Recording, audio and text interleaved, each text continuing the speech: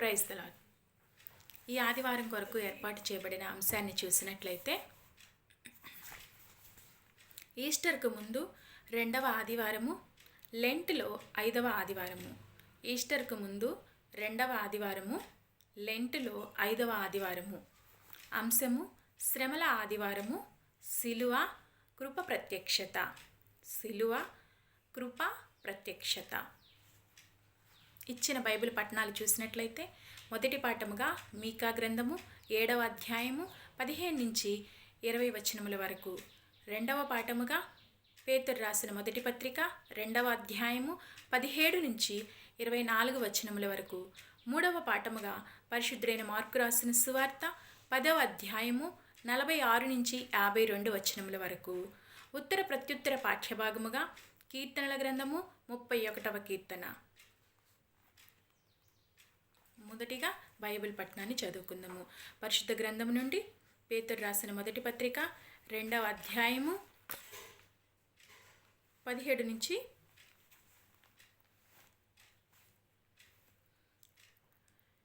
21, 22, 23 వచనాలు చదువుకుందాము.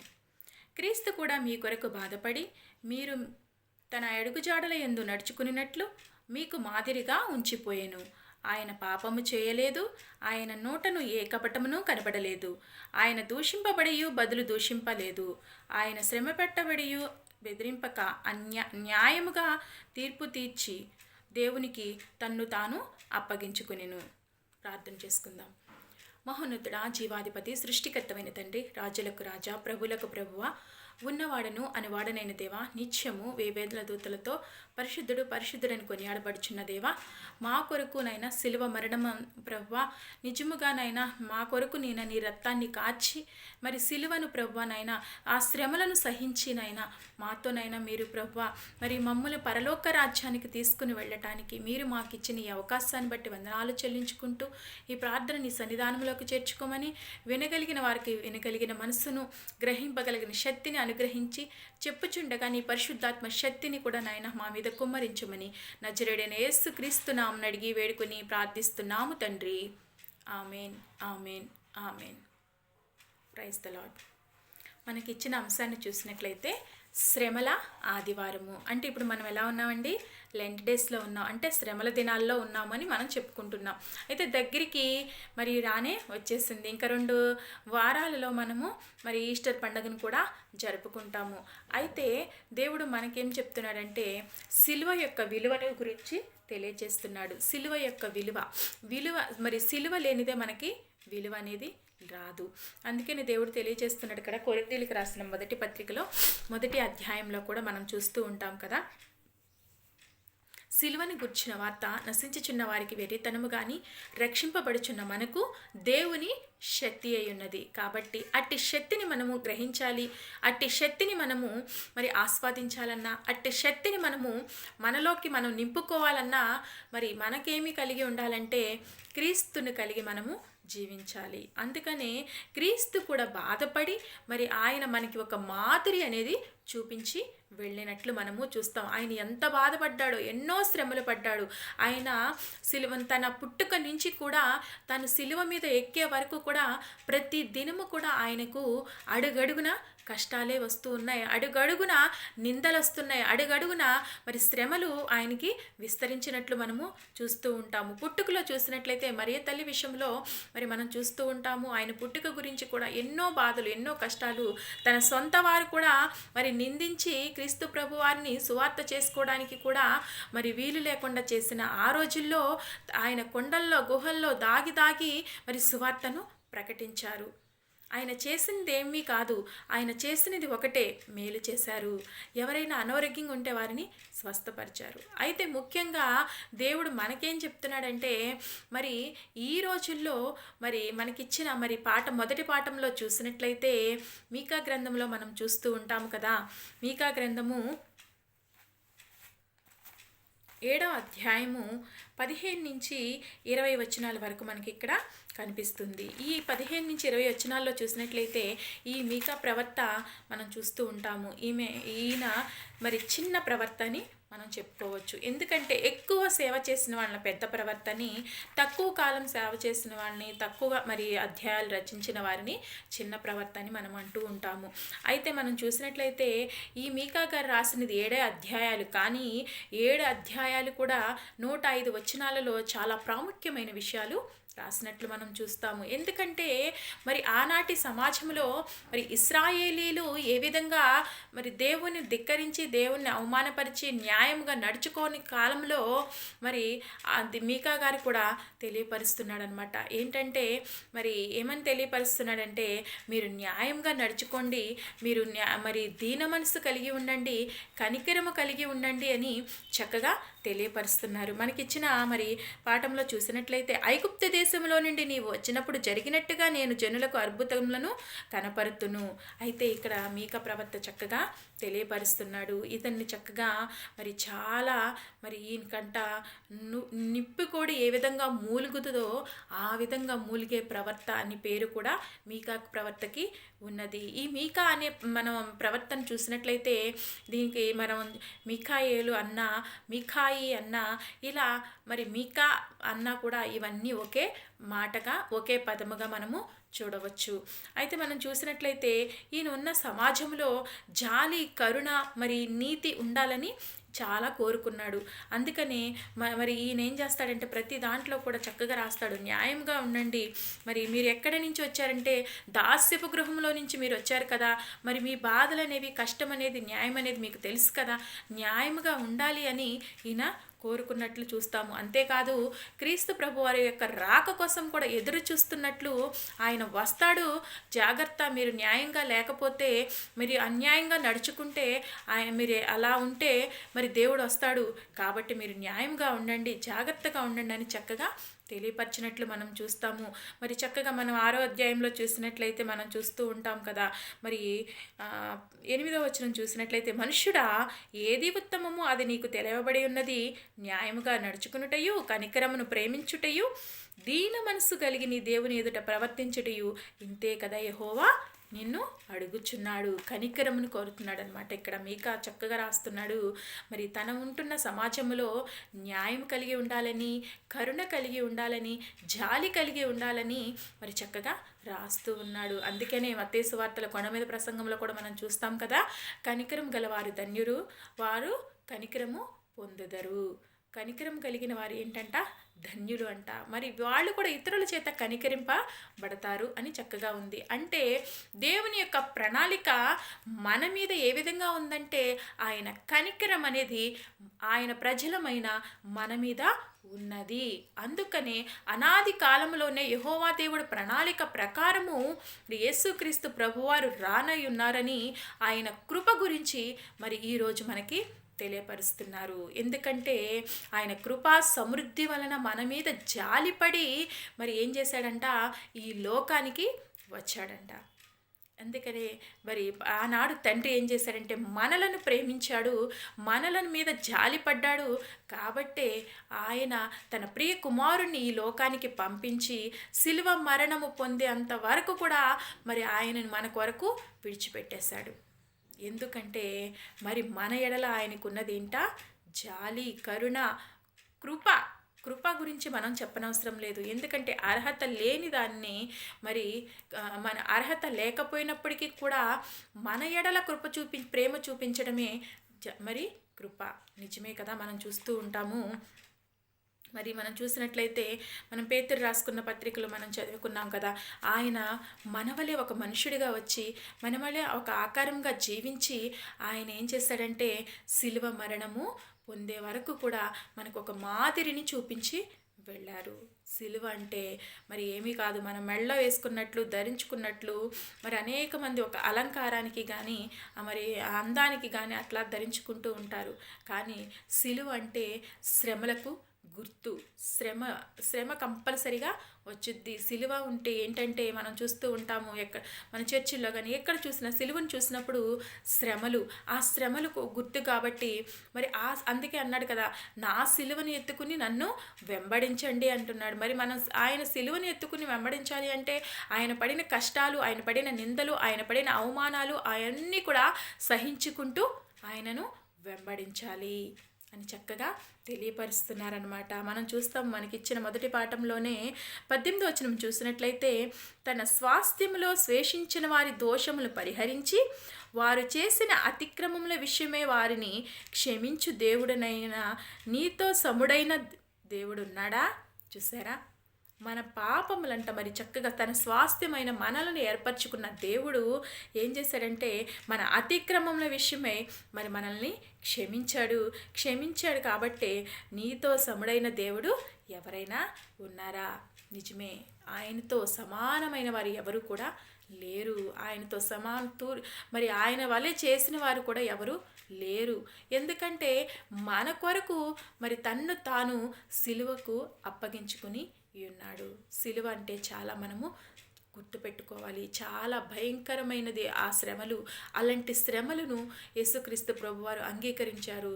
యెషయా గ్రంథం 53వ అధ్యాయంలో చూస్తాము, ఆయన ఎన్ని శ్రమలు పడ్డాడో, ఎంతమంది ఏ విధంగా దూషించారో, ఎంతమంది ఏ విధంగా ఆయన్ని బాధ పెట్టారో మనము చూస్తూ ఉంటాము. ఆ శ్రమలను మరి తట్టుకుని మన కొరకు ఆయన మరి కృప చూపించడానికి ఈ లోకానికి వచ్చి ఉన్నాడు. ఆయన ప్రత్యక్షత మన ఎడల చూపటానికి వచ్చి ఉన్నాడు. మీకు ముందుగానే ఒక ప్రత్యక్షత తెలియజేస్తున్నాడు. ఏంటంటే మీ కొరకు మరి ఆయన తన తండ్రి అయిన యెహోవా దేవుడు తన కుమారుడైన యేసుక్రీస్తు ప్రభువారిని పంపించబోతున్నాడు.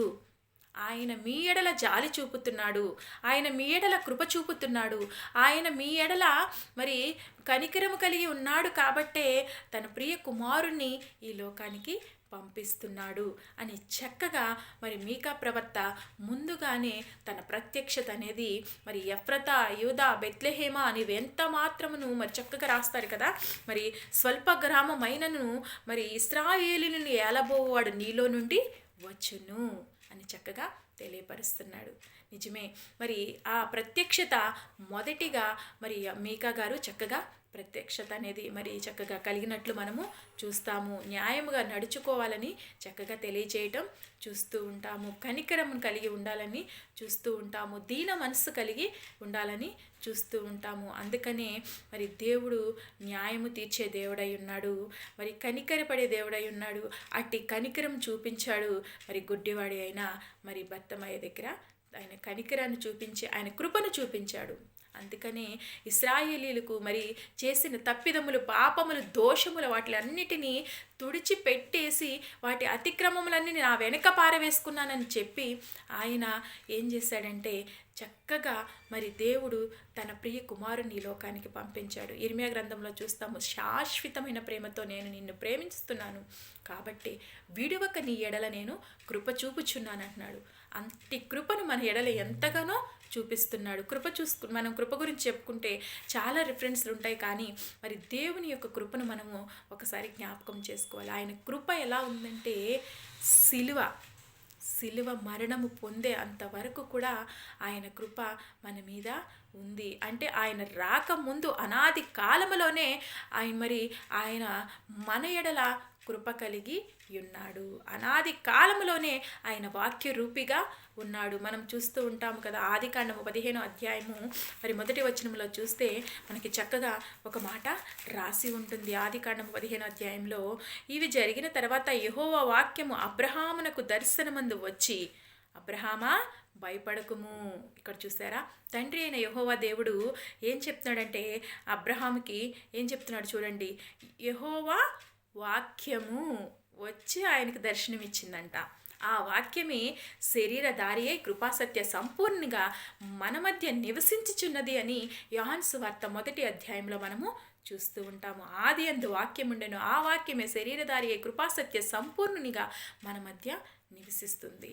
అట్టి వాక్యమును మనం కలిగి ఉన్నాం. అంటే అట్టి క్రీస్తు, అనాది కాలంలో ఉన్న క్రీస్తు మరి మన కొరకు మరి శరీరధారి అయి ఈ లోకానికి వచ్చి ఎన్నో శ్రమలు ఆయన పడ్డారు. ఇన్ని కాదండి, ఆయన ఎన్నో శ్రమలు పడ్డాడు. ఎందుకంటే దేవుడు లోకమును ఎంతో ప్రేమించెను, అందుకని తన అద్వితీయ కుమారునిగా పుట్టిన వాని యందు విశ్వాసముంచు ప్రతి వాడును నశింపకూడదు అని ఆయన ఈ లోకానికి వచ్చాడు. మరి ఆయన ఎందుకు వచ్చాడంటే నశించిపోతున్న మనలను రక్షించడానికి ఆయన ఈ లోకానికి వచ్చి తన శిలువ మరణంను మరి చక్కగా ఆయన మరి అప్పగించుకున్నాడు.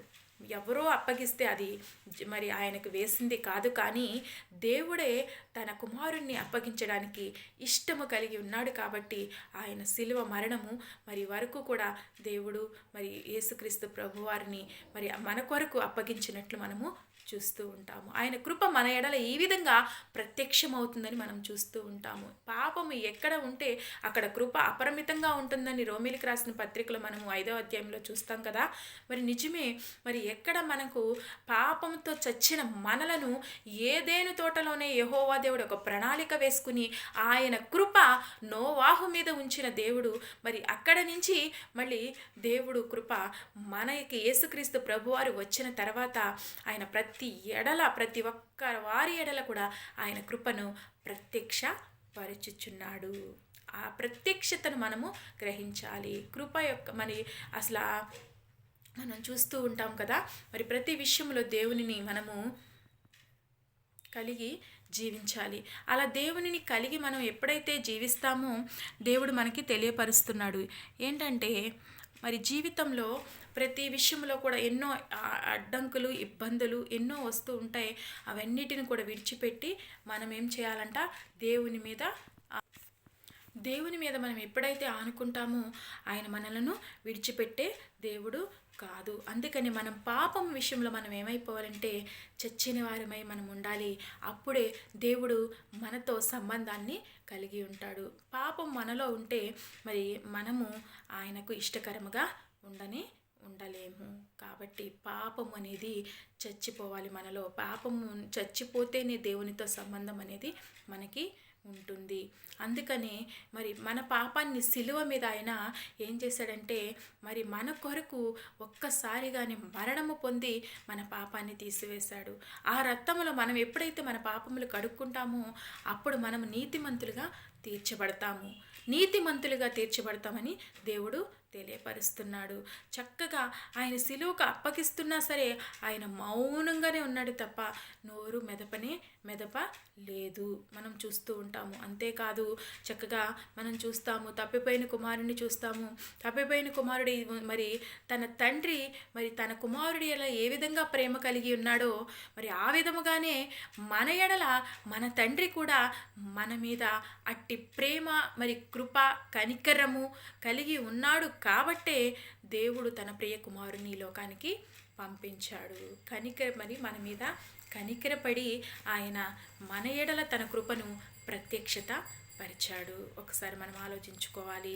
మరి ఎందుకంటే దేవుని యొక్క ప్రేమ మన ఎడల లేకపోతే, ఆయన కృప మన ఎడల లేకపోతే మనము మరి ఏ స్థితిలో ఉండేవాళ్ళమంటే మనము మరి పాపపు స్థితిలోనే, బానిసత్వ స్థితిలోనే మనము ఉండేవాళ్ళం అనమాట. కాబట్టి దేవుడు తెలియపరుస్తున్నాడు, పాపపు స్థితి నుంచి మనలను విడిపించటానికి యేసుక్రీస్తు ప్రభువారిని ఈ లోకానికి పంపించారు. శ్రమలు లేని వారు ఎవరండి ఈ రోజుల్లో? అనేక మంది అంటారు, మాకు ఈ శ్రమ వచ్చింది, ఆ బాధ వచ్చింది, ఈ బాధ వచ్చిందని చెప్పుకుంటారే కానీ మరి మనకి శ్రమల ఆదివారం అని పెట్టేపటికి మరి ఒకసారి ఆలోచన చేసుకోవాలి. కష్టాలు, బాధలు, నిందలు ఎన్నో ఉంటాయి. అవన్నిటిని కూడా మనము మరి విడిచి దేవుని వైపు సాగే వ్యక్తుల్లా ఉన్నామా ఒకసారి మనము పరిశీలన చేసుకోవాలి. అంతేకాదు మనం చూసినట్లయితే మరి చక్కగా దయ పొందిన వారిలో అనేక మందిని చూస్తాం మనము. మరియనే కానీ ఇంకా మనం చూస్తాం కదా, దయాప్రాప్తురాలా అని చక్కగా చెప్పి దేవుని వలన కృప పొందితివని చెప్పిద్ది. అంతేకాదు గాబ్రియేలు దూత అక్కడ చెప్పింది. అదే కాదు మరి నోవాహు దగ్గర నీవు ఈ తరము వారిలో నీవే కృప పొందిన వాడవు అని చక్కగా మరి 6వ అధ్యాయంలో మనము ఆదికాండంలో చూస్తూ ఉంటాము. అదే విధంగా మరి దేవుని యొక్క 8వ అధ్యాయము 6వ వచనంలో చూస్తాము. అదేవిధంగా మనం చూసినట్లయితే మరి కృపచేతనే మనము రక్షించబడ్డాము. సిలువ దగ్గర నుండే మనకి శక్తి అనేది వస్తుంది. మరి యెషయా గ్రంథం 42వ అధ్యాయము మరి మొదటి 4 వచనాలు కూడా మనం చూసినట్లయితే అక్కడ కూడా కొన్ని విషయాలు మనకి తెలియపరుస్తూ ఉన్నారు. అంతేకాదు పేతురు రాసిన మొదటి పత్రిక 2వ అధ్యాయము 23-24 వచనాల్లో కూడా మనకి చక్కగా మరి రాసిపెట్టి ఉన్నారు. ఏంటంటే ఆయన దూషింపబడి బదులు దూషింపలేదు, ఆయన శ్రమ పెట్టబడి మరియు బెదిరింపక న్యాయముగా తీర్పు తీర్చు దేవునికి తన్ను తాను అప్పగించుకున్నాడు. పాపముల విషయమై చనిపోయి నీతి విషయమై జీవించినట్లు ఆయనే తన శరీరమందు మన పాపములను మ్రాను మీద మోసుకునెను. ఆయన పొందిన గాయముల చేత స్వస్థత కలుగుచున్నది. చూసారా, మనకి స్వస్థత ఎక్కడ కలుగుతుంది అంటే ఆయన పొందిన గాయముల చేతనే మనకి స్వస్థత కలుగుతుంది. అయితే మరి చక్కగా మన పాపముల విషయమై చనిపోయి నీతి విషయమై జీవించినట్లు ఆయన తానే తన శరీరమందు మన పాపములను మ్రాను మీద వేసుకున్నాడంట. కాబట్టి మనము ఏ విధముగా ఎందుకంటే నేను ఇంతగా కొంచెమే మెసేజ్ మేము చెప్తున్నానంటే ఆల్రెడీ మనం ఎన్నో మెసేజ్లు రోజు వింటూనే ఉంటున్నాము. మరి మన పాపములని గురించి ప్రతి ఒక్కరు చెప్తూనే ఉన్నారు. కానీ ఇచ్చిన ఈ సమయంలో మనం ఉపయోగించుకోవట్లేదేమో ఒకసారి జ్ఞాపకం చేసుకుని మరి మనము ఏ విధంగా దేవునికి ఇష్టకరంగా ఉన్నామో ఒకసారి జ్ఞాపకం చేసుకుని మరి మన పాపములు ఆయన రక్తంలోకి వచ్చి కడుక్కుని మనము విమోచనకు కారకుడైన యేసుక్రీస్తు ప్రభు వారి దగ్గరికి వచ్చి ఆయన కృప కొరకు కనిపెట్టుకుంటే ఆయన కృపను మరి మన కొరకు విడుదల చేసే దేవుడై ఉన్నాడు. ఆయన కృపను మనం వెతికే వ్యక్తుల్లా ఉన్నామా, ఆయన ప్రత్యక్షతను మనం పొందుకునే వ్యక్తుల్లా ఉన్నామా? అలా మనం చూస్తూ ఉంటే కృప కొరకు ప్రత్యక్షతలే మనం చాలామందిని బైబిల్ గ్రంథంలో ఒక్కొక్కరి పేర్లను మనం చెప్పుకోవచ్చు. యేసోబునే కానీ యాకోబునే కానీ ఇట్లా కొంతమంది వ్యక్తులు ఆయన ప్రత్యక్షతను చూసిన వ్యక్తులు ఎంతోమంది ఉన్నారు. అలాగే చూసినట్లయితే అక్కడ దాకా ఎందుకండి, మనం ఇప్పుడు చూస్తున్నాం కదా, మనకి ఇచ్చిన సువార్త పాఠంలో మార్కు సువార్త 10వ అధ్యాయంలో గుడ్డివాడు మరి ఏం చేస్తున్నాడంటే మరి చక్కగా దేవుని యొక్క ప్రత్యక్షత దొరికే వరకు అడిగాడు, దావీదు కుమారుడా నన్ను కరుణింపుమని కేకలు వేశాడు. ఆయన ప్రత్యక్షత వచ్చింది, ఆయన చూపు పొందాడు. అట్లాగే మరి అనాది కాలంలో దేవుడు వేసిన ప్రణాళిక యేసుక్రీస్తు ప్రభువాన్ని ఈ లోకానికి పంపించాలనే ఒక ప్రణాళిక ఉంది.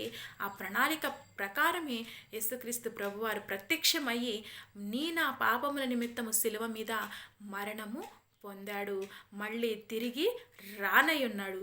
అట్టి మరి రాకడలో నీవు నేను ఎత్తబడే వ్యక్తుల్లాగా ఉన్నామా? ఉన్న కొద్ది కాలము మనం చూస్తున్నాం కదా, ఆ సిలువను చూస్తేనంట, ఆ సిలువను చూసి నలిగి కరిగి ఏమైపోతుందంట, మనసు గుండె బద్దలైపోతుందంట, నీరుగా కారిపోతుందంట. చక్కగా భక్తుడు చక్కగా రాశాడు, సిలువేనా శరణాయమురా, నా సిలువ లేనిదే నాకు ఏదీ కూడా లేదు. సిలువ వల్లే మనకి విలువ అనేది వచ్చింది, సిలువ వల్లే మనకి రక్షణ అనేది వచ్చింది, సిలువ వల్లే మనకి విడుదల వచ్చింది, సిలువ వల్లే మనకి విమోచన వచ్చింది. సిలువ లేనిదే మనము లేము. ఒకసారి జ్ఞాపకం చేసుకోండి, సిలువ వల్లే మనకి మరి శక్తి వచ్చింది, సిలువలోనే మనకి మరి పాపానికి విడుదల వచ్చింది. ఒకసారి జ్ఞాపకం చేసుకుందాం, సిలువ లేనిదే మనము లేము. ఒకసారి జ్ఞాపకం చేసుకుని మనము ఆ సిలువలో మరణించిన యేసుక్రీస్తు ప్రభువారు మనకి ఏ విధంగా మాదిరి చూపించి వెళ్ళారో ఆ విధంగా మీరు కూడా మరి చక్కగా చెప్పాడు కదా, మరి ఏమని చెప్పారంటే క్రీస్తు కూడా మీ కొరకు బాధపడి తన అడుగుల జాడల యందు నడుచుకున్నట్లు మీకు మాదిరిగా మనకి ఉంచిపోయాను అని ఏ విధంగా చెప్పాడో పౌలు కూడా చెప్తున్నాడు. ఏమనంటే నేను క్రీస్తుని పోలి నడుచుకున్నాను, మీరు నన్ను పోలి నడుచుకోండి అంటున్నాడు. ఆ విధంగానే మనము కూడా క్రీస్తుని పోలి నడుచుకుని మరి మనకిచ్చిన పనిలో మరి దేవునిని మనము ఘనపరిచే వ్యక్తుల్లాగాను ఉంటూ మరి ఇంకా ఉన్నది కొద్ది కాలమే, మళ్ళీ శ్రమల దినాలు అనేవి కూడా అయిపోతుంది.